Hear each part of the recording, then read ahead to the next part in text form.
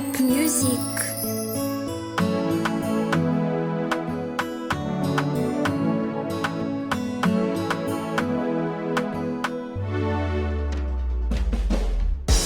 Efa ela zay no niarantsika roa, ankehitriny aho tapa-kevitra niakanao.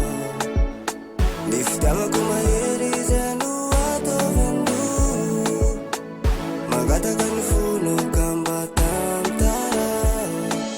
Tadidio fa tsy anaranao zaho, satria no fidiko da ho anatiny maro. Ifapitantana ka tsy fandao, sanatria amitsika roa ifangaro. Ka tiako ianao iny, voadalaka zonenao tsy fidy. Efa vavatotady ka faniriko alainao vazy.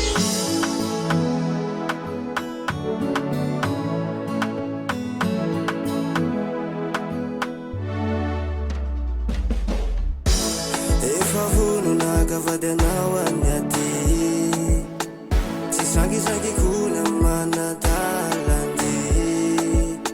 Fefa io ilay fitiavako atolotro anao, ka miandriandria nangana fiainam-baovao. Tadidio fa tsy anaranao zaho, satria no fidiko tao anatiny maro.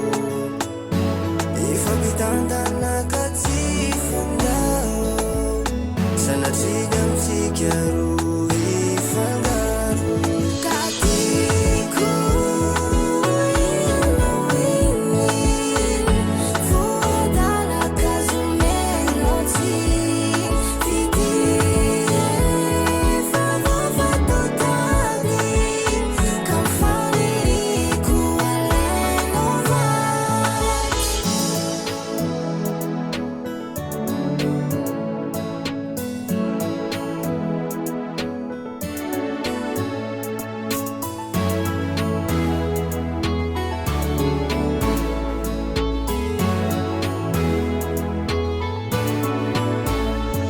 Ka tiako ianao iny, voadalaka zonenao tsy fidy. Efa vavatotady ka faniriko alainao vazy.